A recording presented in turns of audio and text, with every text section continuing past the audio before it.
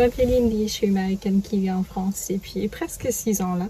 But I've been driving in France for about 2 years, and so I'm in my car today.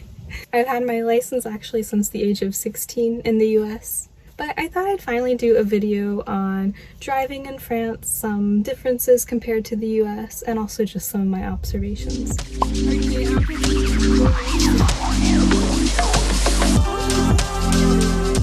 I want to start with one of the more obvious ones, which is a manual versus automatic. So about 80% of cars in France are manual, where it's only about 3% in the US, meaning 96% of Americans, the majority, drive an automatic car. And there are a couple reasons for this. So automatic cars tend to be bulkier and less fuel efficient, but gas is much cheaper in the US, where in Europe it's about 3 times more expensive. Also, automatic cars can cost about 1,000 euros more than manual cars in Europe. And then since Americans prefer the ease of automatic cars, that is what manufacturers produce. And there's even some companies that have stopped producing manual cars for the US market.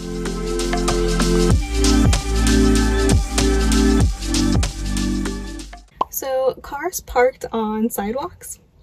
I think it's due to like the smaller size of the streets here in Europe and in France, and just like not wanting to be hit, so they try to park as far off the street as they can, so they end up parking on the sidewalk.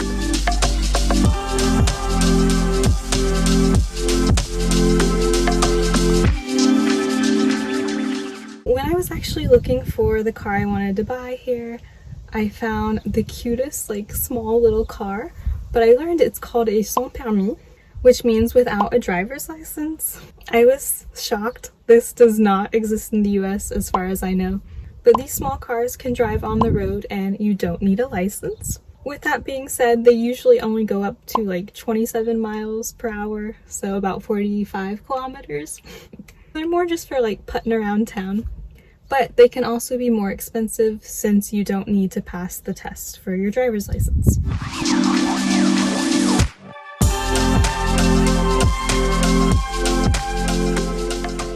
Traffic circles or roundabouts are everywhere in France and in Europe.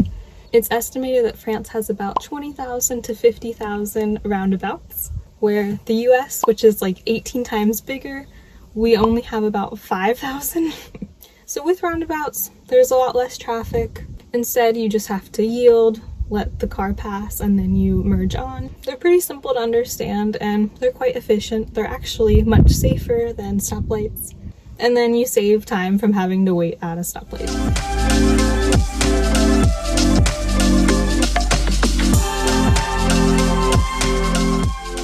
This next one is there's like way less cops than radars. And I couldn't find like a good statistic, so this is kind of just more based off of my observation.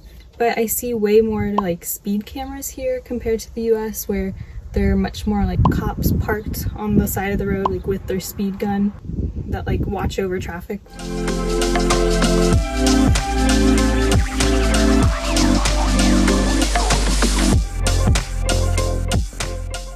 Not multitasking while driving. I feel like this one sounds so silly to state, but Americans like will multitask while driving. I am parked obviously, so I'm not multitasking, but they'll like eat or put on their makeup all while driving. But in France, especially with like a manual car, it's just not super common. And it's actually illegal to talk on the phone while driving in France, whereas only about half of US states ban handheld phone use.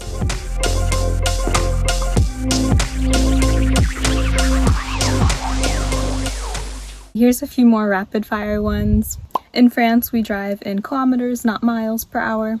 There are more toll roads, which means the roads are nicer and there's less like potholes on the road. In the US, you can turn right on red, where in France you cannot.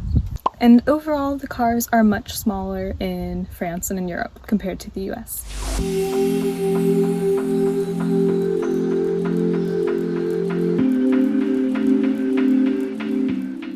I thought of one more, and that would be the carte grise and the vignette verte. So for a while, I thought this was completely different from the US just because of the name, a gray card, but it is actually just proof of registration and the characteristics about the car. And it's a 3-fold piece of paper. And then there is the car insurance, and you get this little green square called vignette verte, and it goes at the bottom right side of your windshield. And this is for if you're ever not at your vehicle when the police are patrolling, they can see that you do have car insurance. I think it's also useful across Europe, like entering different countries too. But apparently in April 2024, it won't be mandatory anymore. So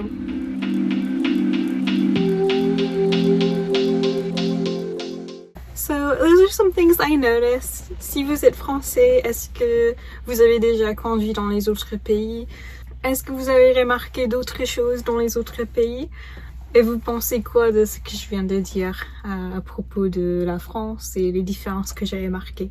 And for the others, if you've ever driven in France, did you notice these, or what else have you noticed? Let me know below. And as always, thanks so much for watching. Gros bisous. Salut! Ok, un petit clip bonus. Franchement, je suis fière de moi.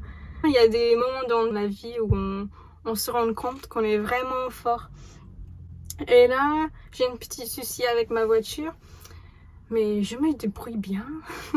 J'arrive à bien m'exprimer, j'arrive à bien comprendre. En fait, c'était quand j'étais en train de lui parler que j'ai remarqué que mais c'est trop bien en fait, c'est naturel, on se parle, je comprends, j'arrive à bien m'exprimer, tout ça. Et je dis mais ça c'est cool, franchement, ouais, c'est trop cool ça.